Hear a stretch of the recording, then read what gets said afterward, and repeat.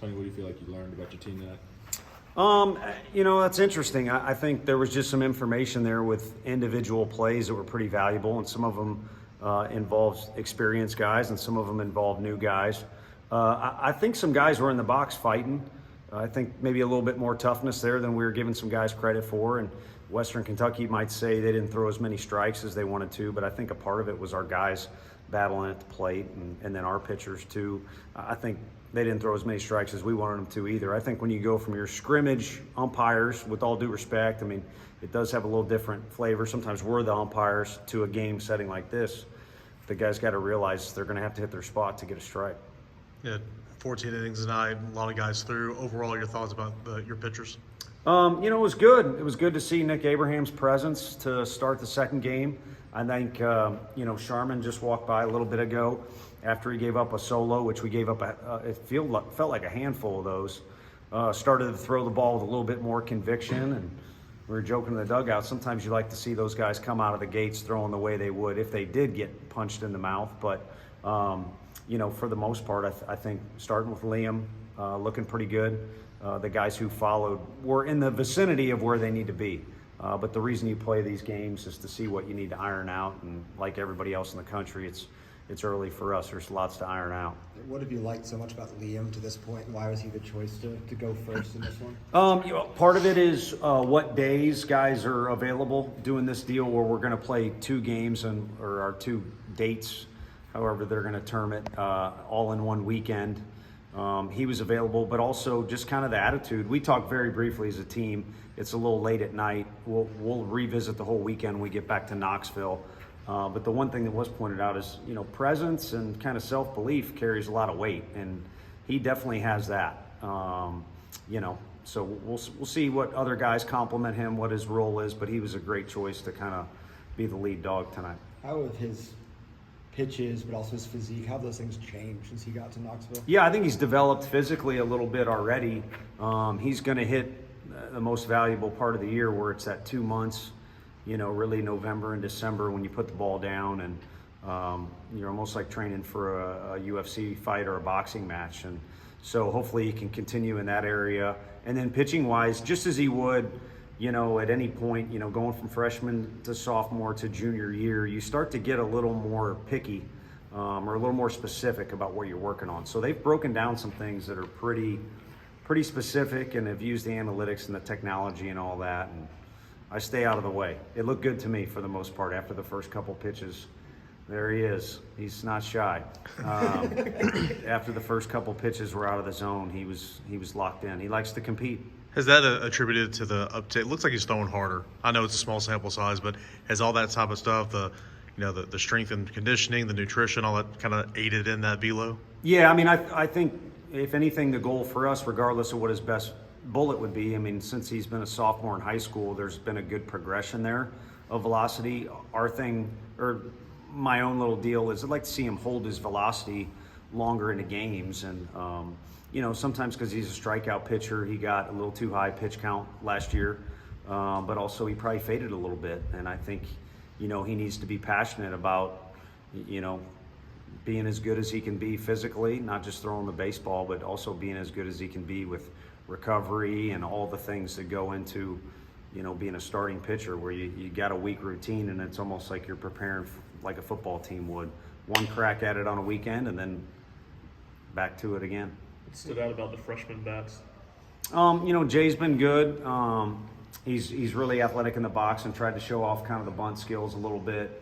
But he competed with 2 strikes and had a couple at bats where he struck the ball early. So getting to the point that he's a very well-rounded hitter, and he's got some fight in him for a younger kid.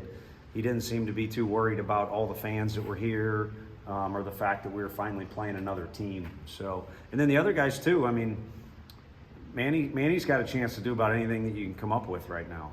But you guys saw that. So he looked good, and Newstrom, has a knack for finding the barrel too. And Levi probably will go back to the locker room saying either thank goodness I got a hit or I can do way better than that. And it's both are true. So it'll be fun to follow those guys, and I'm leaving some guys out. You can call Stone a freshman now, but he acts and looks like a guy. It's an upperclassman. So when you play that many innings, it's that late at night, and you use that many guys, we could go on and on. What'd you see on?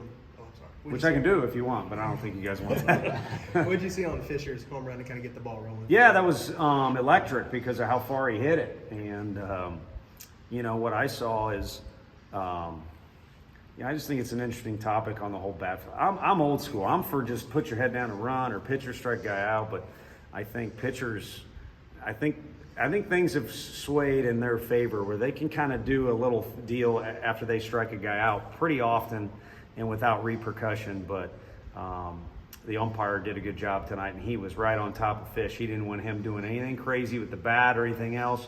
But I think Fish just wanted to turn to the dugout, and he was excited.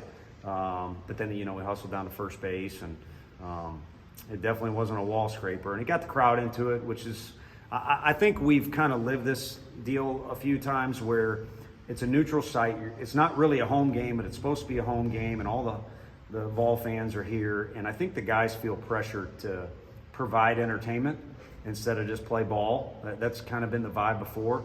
But tonight, the guys were pretty even keel, and it was, you know, just fortunate there was fireworks in the air of the first inning with Dean and Liam throwing the ball the way he did, and of course Fish's homer. What did you see from Marcus and Binky, and how would you assess their fall up until this point? Yeah, Benke's been, you know, pretty good. I think if anything, consistency would be something he's hunting. I mean, that outing he had at the SEC tournament was in a category of, I don't know how many, but if you had your favorite innings of the year in a box, that would be there, regardless of what pitcher. So can you replicate that, or at least be in the realm of that in a consistent amount of time? So the fall, I would say the word consistency. And then Marcus has been good. You know, tonight just wasn't a very good night for him. And at times the pace was a little slower for him and some of our other pitchers. And you can only guess, but, you know, is there a little bit of extra thinking there? And, you know, it's almost impossible to get out there and not think about anything and just be in a zone or whatever you want to call it, or be in a flow state and all that yoga stuff. But you can simplify your thoughts and think about the one task that's in front of you. But it wasn't the only case where I was just kind of wondering in the dugout, you know, are the wheels spinning a little too much for somebody. So, you know, the thing about him is you guys have seen how well he can throw the ball. He knows that. A guy that's a true competitor will be really anxious to get out there and kind of have an answer or response to that the next time he gets the ball. How do you feel about Perry defensively at first base tonight? Is that what you want to see? Or Yeah, it was interesting because he's been working so hard at picks and stretching, and on the one quirky play to no fault in the zone, he's just trying. He didn't need to stretch and, you know, kind of miss that play. Well, later in the inning, he gets an opportunity to help Dino out, and that was really an incredible catch. And then the pop-up, which was fair or foul, it you know, was interesting how it landed, but, you know, he's pretty athletic, so most guys don't get in a position to catch that ball, but he did not. So he's progressing, and maybe needs to have a sit-down with Todd Helton one of these days. Todd probably knows more than I do, but we've all just tried to, you know, work with him, and the attitude's been phenomenal, and he's not the only one. And I think last year's team led, you know, in a weird way is leading this team too, because the blueprint's there, and you got to kind of be able to work outside of your comfort zone. And some of those guys have done that. I think Manny took ground balls at second, short, and third tonight, but he's clearly a pretty dang good shortstop. Sticking with defense, Fisher, what did you like from him tonight, and where's he? That one inning where he made 2 plays was outstanding. Speaking of outstanding, our home plate umpire in the first inning got from home to third to make a call quicker than any umpire I've ever seen. But there was 2 plays in one inning that were not easy, and not only did he make them, but he kind of made it, you know, look like a pro making them. So I think he had like a 2-day patch where it wasn't great over there, but every other day has been really encouraging, and it's been fun to watch that position at Tennessee. It's been interesting.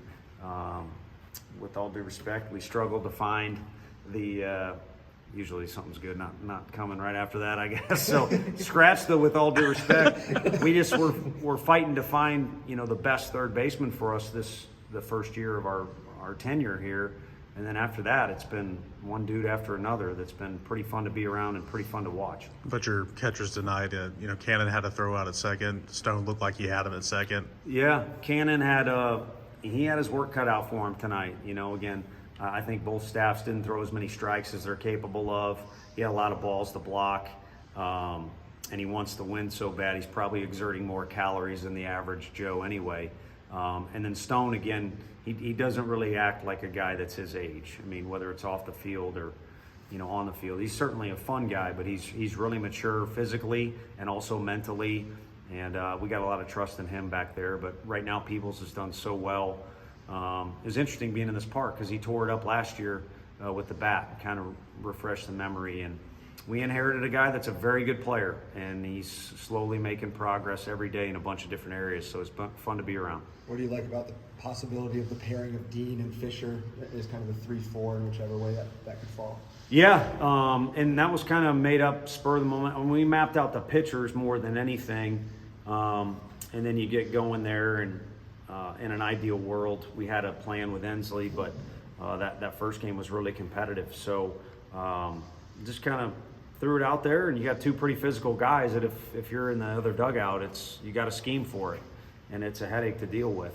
And tonight, fortunately, we had Ensley, who's you know, like a cockroach. It's impossible to get rid of him. If you're working for Tennessee, it's definitely impossible to get rid of him. And then you probably got that vibe in the other dugout too. But I think Gavin was after those guys tonight, or Peebles and Gavin. I mean, that's some firepower right there too. So I think regardless of where we put guys, there's some good firepower, but there's some other guys need to recognize there's some spaces available too around those guys.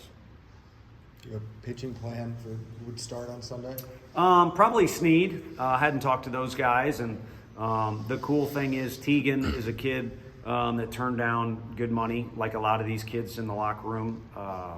And Arvidsson also, I think draft got really hairy.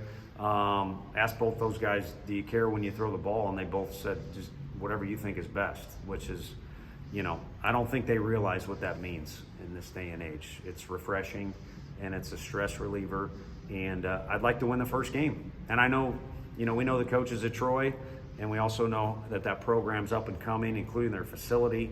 They're going to want to win too. So I'd like to put those guys in the best spot for us to win the game, not necessarily the best spot for them, because they're good enough and they're confident enough. It shouldn't matter. Thanks, Don. Thank you.